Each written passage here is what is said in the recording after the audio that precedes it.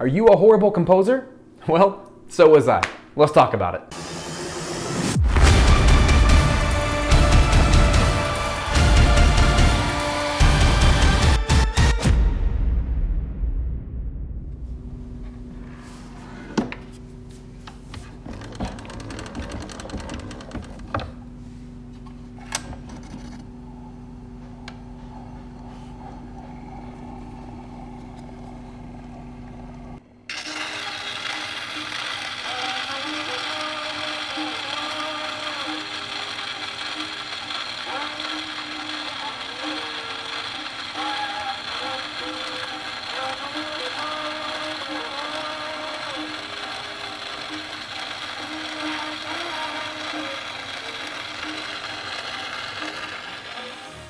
What's up guys, this is Melin, music composer and educator, helping you to establish a successful music business.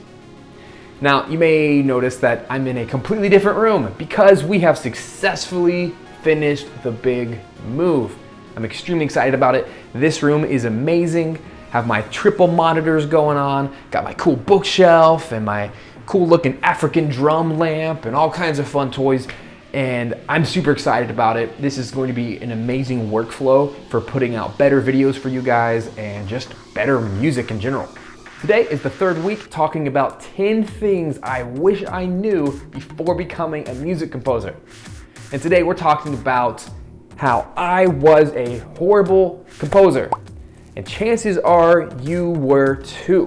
In fact, I recently dug up some of my original tunes back from 12, 13, 14 years ago, and they're terrible. And they're actually really embarrassing, and I don't even want to show them to you. But in all transparency and wanting to show you the progress that I've made over my journey, I'm gonna show you a little sneak peek of some of my early days. So this is one of the oldest files I could find on my computer. This goes probably all the way back to 2005, 2006. There's no date on it to actually know for sure, but this is back when I was writing with MIDI in Noteworthy Composer, which was at that time the only software I could find. And I distinctly remember spending $30 of my own hard-earned money, and it was this huge investment for me at the time, and I finally felt the power at my fingertips to be able to do this. So this is one of the first tracks I ever wrote, called Piano Concerto in F minor. I'm kind of scared. I don't know what I'm about to hear. I haven't heard this in ages. In fact, I have not heard this since 2011 is when it says the date was modified. So, I haven't even heard it in 8 years. Here we go.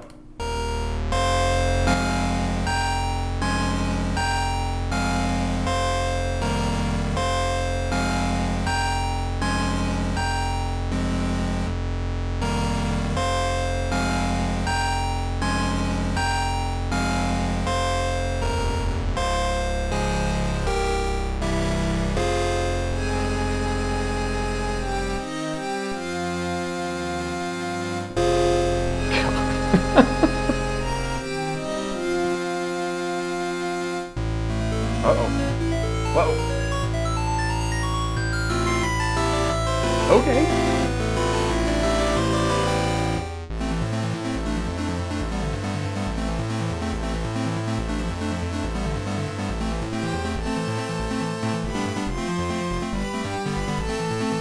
Okay.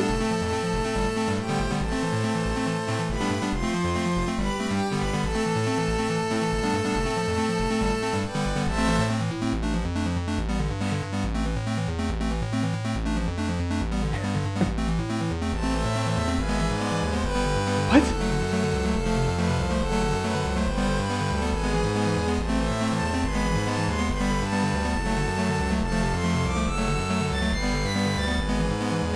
Oh, wow. And then it just stops. Note to self, don't ever just stop a track. So for those of you who are just starting off, make sure that your music always has some kind of tail, some kind of silence at the end so that it doesn't just stop. When you listen back to this, it's really interesting to hear kind of my original style and what I was influenced by. It's super obvious that I was really heavily influenced by video game music, more so than film at the time, and it really shows in kind of the chiptune choices, some of those harmonies. They're still kind of classical, but what I find the most hilarious is that it's called Piano Concerto in F minor. At that time, I had been playing so much piano. I've been taking piano lessons, and that was really my only vehicle to write. So it makes sense that the first type of music that I would write would be something with piano, but obviously mixed in with some kind of orchestral sounds. But man, that sounds absolutely terrible. A couple years later, in 2007, I had gotten some experience writing with sheet music and MIDI, and a little bit of experience with orchestral instruments, because at that time I was playing violin in a school orchestra. So hey, I figured why not take a stab at this. I pulled this up today and it's absolutely hilarious. Check out this title: Orchestral Masterpiece 5. What? And here's the best part. I couldn't find Orchestral Masterpiece 1, 2, 3, or 4. Maybe that was the number I chose. That I don't even know what that means. But what's so funny is this thing is in A flat major or F minor, so it's in this exact same key as the other one, the Piano Concerto in F minor. So maybe that was my favorite key at the time when I was playing piano or something. But I remember how impressed I was at how good I was as a composer, and I had the gall to call this thing masterpiece, as if I was something special. And you take a look at this, and this is 12 years ago. It's hard to believe, but 12 years ago, look how screwed up this is. And granted, this was MIDI back in the day, so I actually took some time today to clean this up in Sibelius just so we could take a look at it, because it was so hideous. It was not even organized this much. But take a look at this organization. Any of you who know how to orchestrate or to write for an orchestra, you'll know that violins, there's only 2 sections. And yet I decided to do 4. Why not? Violas, they have 1 section, and I decided to make 2. And the poor cello players, I decided to split them into 3, which is not even humanly possible.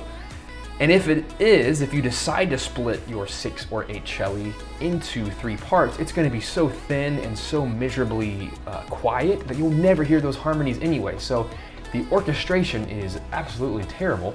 And then you look at the bass line, and I decided to do double octaves, which clashes with what's happening to cello. So clearly I had no idea what I was doing, but I decided to write what sounded cool. So let's take a listen at the Orchestral Masterpiece 5.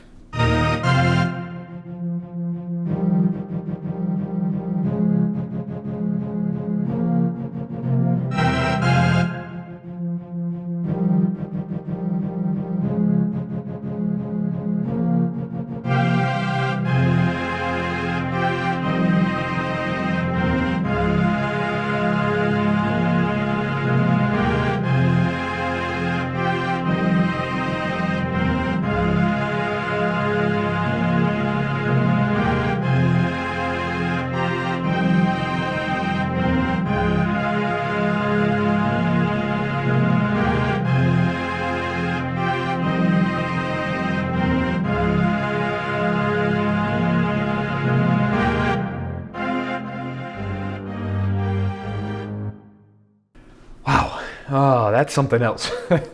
I'm glad at least that I could see some progression in only a couple years by just doing it and writing. This is a way cooler piece than what I had just made several years ago. And by this point, I had probably written 50 different pieces. A lot of them were little snippets, some of them were longer tracks like this, but how cool is it that even in such a short amount of time, there was a lot of progress just by doing. Before becoming a music composer, I wish I knew that this whole process is not a competition. It's all about finding your own unique voice and developing it over time. What most composers have a tendency to focus on is becoming better than other people, and so they'll end up studying their styles, and while that can help you, it doesn't really help you develop your own style. Rather, I always encourage young composers to stop listening to outside voices for a small period of time so that you can really focus using your own tools, using your own compositional styles, and focus on developing your own ideas, your own sound. And then once you've started that process, later you can certainly mimic other composers. You can take the elements that you like from others.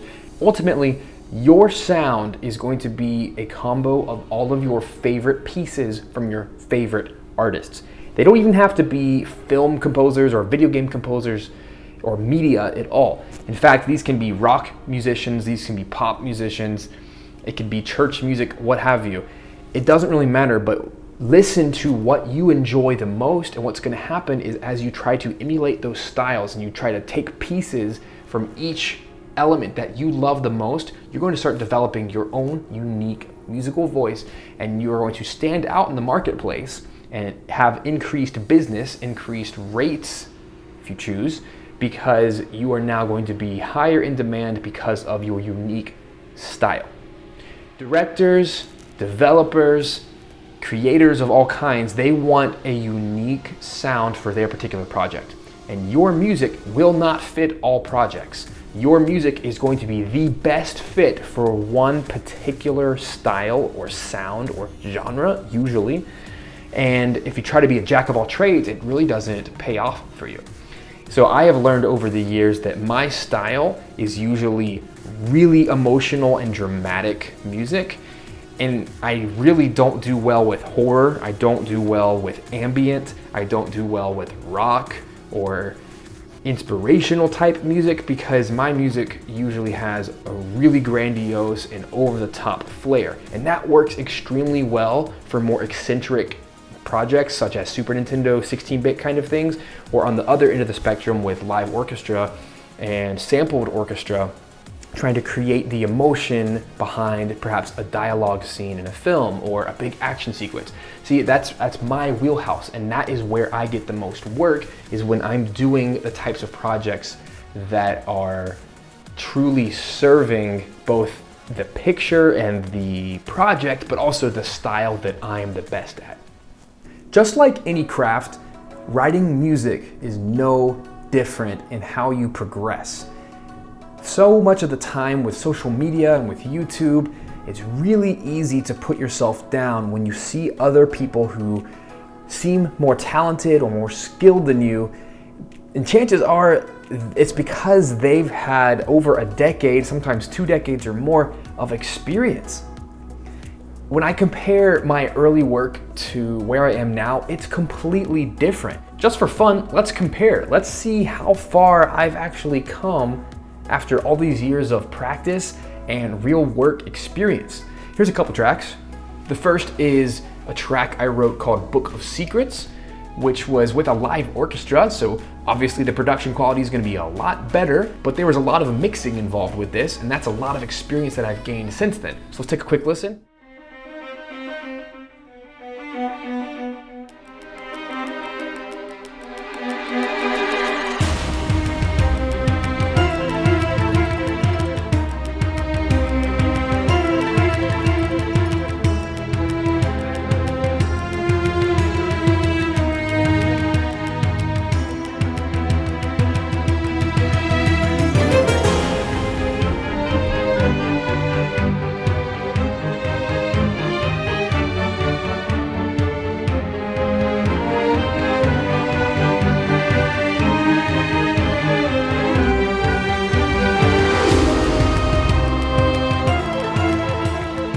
We can also hear a massive difference in the quality of my electronic music. So here's an electronic track I wrote recently for some trailer music.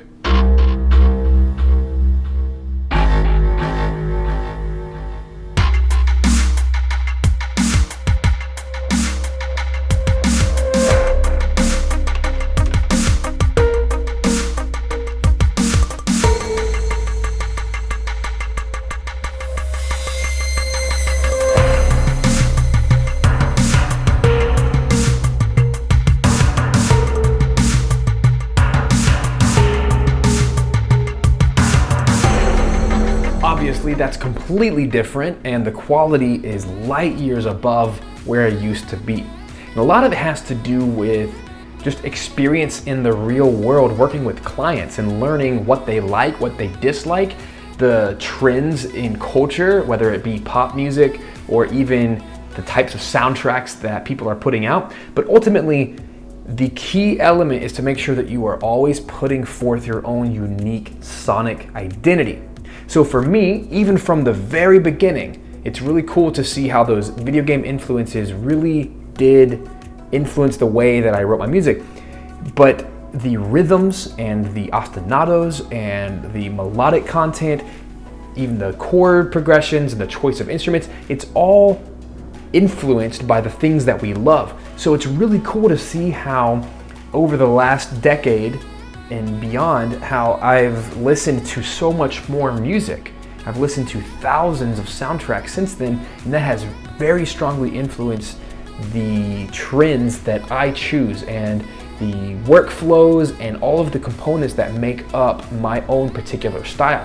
And it's really cool because I can listen back to my earliest music all the way till now, and there is still a thread line of a particular style that has never gone away, that really is my own artistic edge.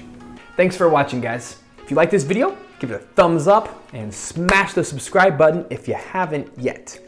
Also, there's a little bell icon. If you hit that thing, you will be notified every single time I post a new video. If you haven't done it yet, do it. You know you want to.